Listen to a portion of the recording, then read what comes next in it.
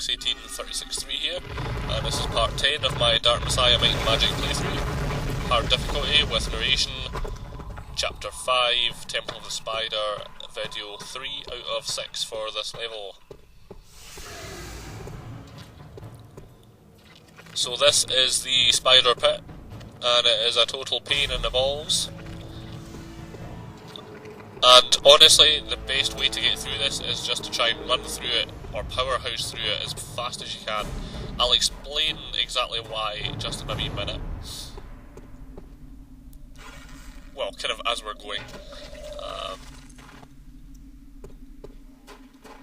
As I've said before, there are times in this game where I actually just try to avoid combat wherever possible, especially being on higher settings. Partially because at times there's just no point, there's no reward for it, there's no special loot or anything in the spider pit apart from potions that we don't really need. There's no XP reward or hidden objectives or any secrets. So the best bet is just to get through the spider pit as fast as you can, and apart from anything else, the spiders are just simply too numerous, too powerful, and it's really just not worth the hassle trying to fight them all off. So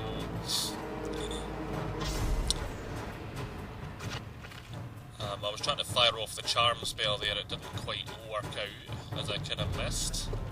So you need to wait for it to recharge. I don't know if I mentioned in the last video, kind of near the end, I purchased one of the few spells in the game that I'll actually take. It's the charm spell, and basically it will force a hostile creature or human to become friendly for roughly 30 seconds, and they'll fight alongside you for a temporary period of time. It's quite good for crowd control or just creating distractions while you slip past like we're doing here. So while they're busy fighting each other and all the rest of it, we're making our escape out of the spider pit. I do quick save quite a few times in this bit because it's very easy to die here. You need to make quite extensive use of the rope bow here. Some of the jumps can be quite tricky, and if you get it wrong you plummet to your death. So there is one little secret that I do actually go for here. It's actually right at the top of the tower. The exit's just to the right there, but if you want this secret area that is kind of worthwhile, you'll need to fire off about 3 well-placed arrows to get to it.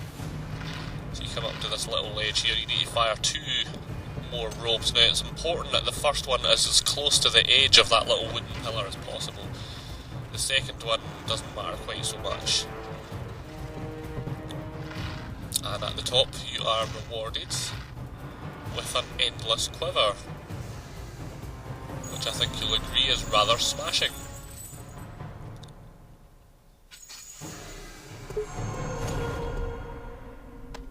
There you go, the endless quiver and a wee potion as well. So that's probably the only secret area in this whole spider pit area that is kind of worth going for. And the endless quiver, you've probably figured it out, but basically by default, whenever you're using a bow and arrow, you can only carry a maximum of 99 arrows, which in itself is quite a lot, but with the endless quiver you basically have infinite ammo. So you never need to worry about finding arrows, you can just fire away to your heart's content.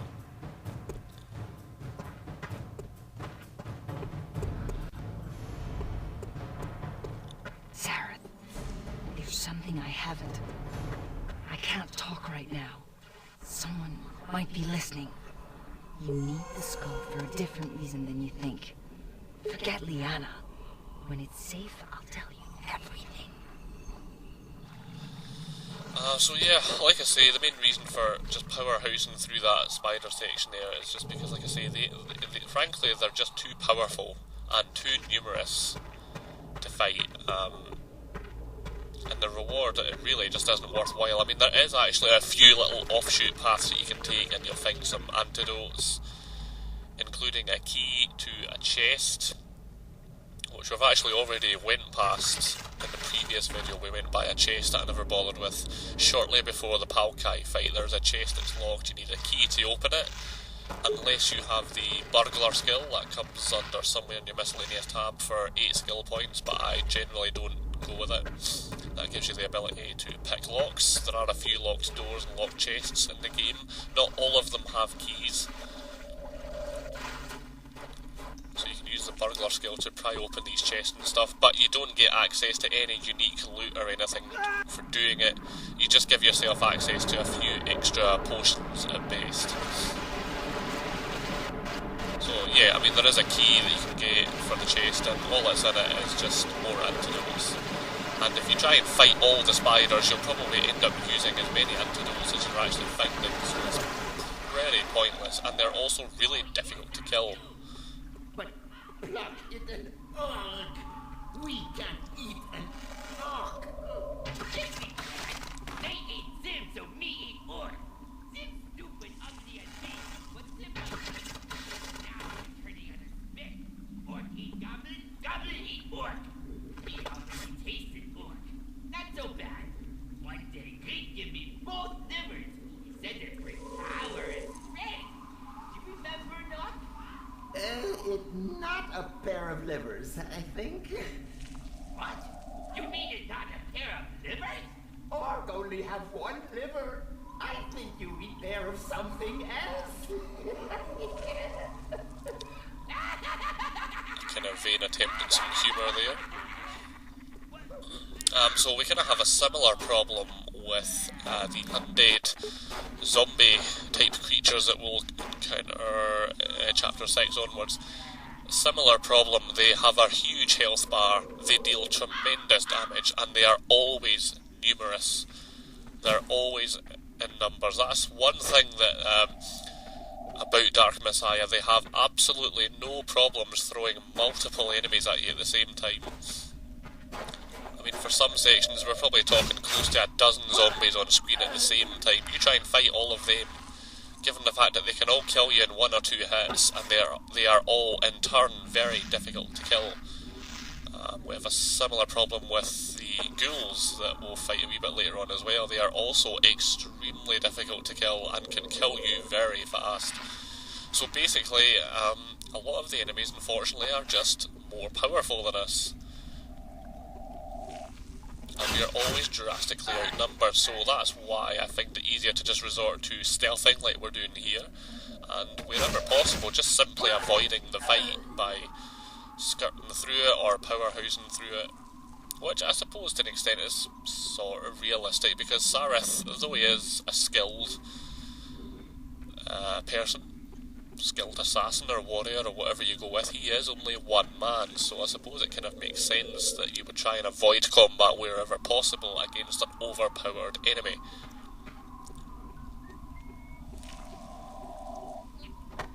I would point out that in normal difficulty this isn't such a prevalent problem. You know, you can stand and fight them all if you want. It'll still be hard going, but it's a little more feasible. Another thing that the spiders, this is probably one of the most annoying threats in the game, is that the spiders, along with the undead zombies that we'll fight later on, also have a poisonous attack, which is very difficult to avoid, and if you get caught in it... see, there's a few things I need to explain about poison here. You cannot get killed through poison alone. All poison does in this game is it'll drain your health to around about 5 hit points. 5 or 6 hit points. That's all it does, it will drain your health to that point. And then it'll stop. You won't actually die from poison. So you can just let the poison flush out you. Even if your health's already quite low, it will never go below 5 points through poison alone. But obviously with 5 hit points, you're basically near dead anyway. If an enemy so much as scratches or sneezes on you, you're dead. So it's sort of an interesting dynamic, but it's with the frequency that you get poisoned. If you try to fight spiders and zombies legitimately, like if you just go for a more warrior kind of approach and try and beat them up with your sword and all the rest of it, you will get poisoned again and again and again, and it is infuriating after a little while. So frankly, it's just a lot less stressful to just simply avoid the fight wherever possible. I'll be doing this when we're down in the crypts as well. I will, wherever possible, just try and avoid the undead, but we'll deal with that when we get there. There is a skill perk that you can take, which I think again it comes under the miscellaneous tab that you can take, which is called Poison Resist. Now all that does, I've never actually taken it, but from what I've read, it doesn't decrease your chances of getting poisoned. All it does is when you get poisoned, your health slowly decreases. Like I've said, it'll slowly degenerate until a certain level.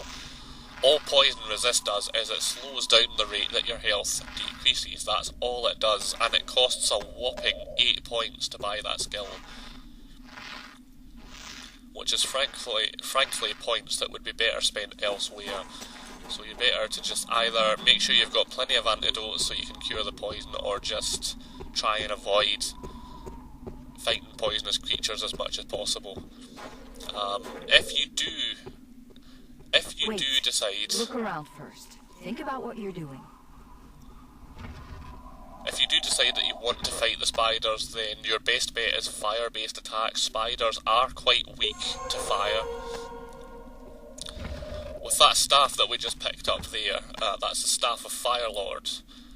Now you do need a melee level 3 to be able to use it, but it is quite a good staff. I mean, by itself it has a damage rating of 3, which is not too bad, but against enemies vulnerable to fire, i.e. most humans and spiders, you get a damage bonus of an additional 3 points damage rating, so that's 6. So you can whittle through a spider's health pretty quickly with the Staff of Firelords.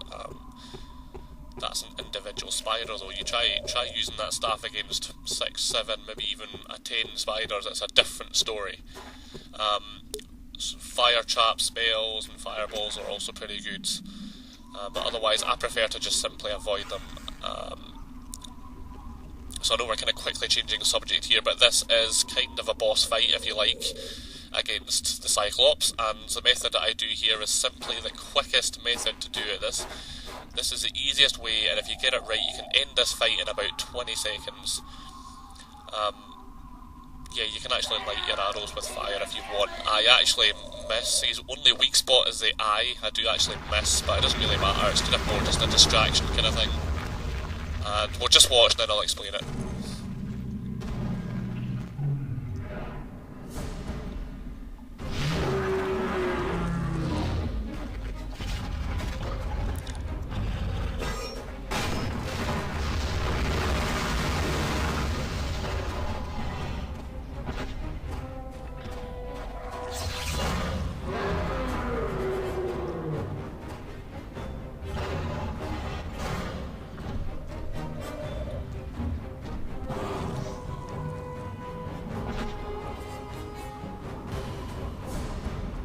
So that's it. So you just you bring them over to the column, which is a weak column. You hit the planks. If the column hits him on the head, it stuns him. He falls to his knees, and then you just stab him in the eye, and that is it. Fight over. Case closed. Easy peasy.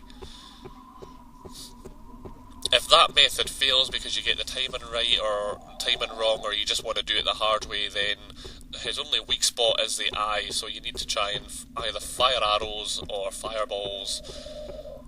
He's kind of weak to lightning as well, so things like that. It is quite a difficult fight if you try to do it without using that column, but that's kind of all we've got time for this video. We've sort of run out of time now. We'll be out on the cliffs after this, the orc-infested cliffs. So yeah, I'll see you next time, and as ever, thanks for watching. Comment, let me know what you think, and see you next time.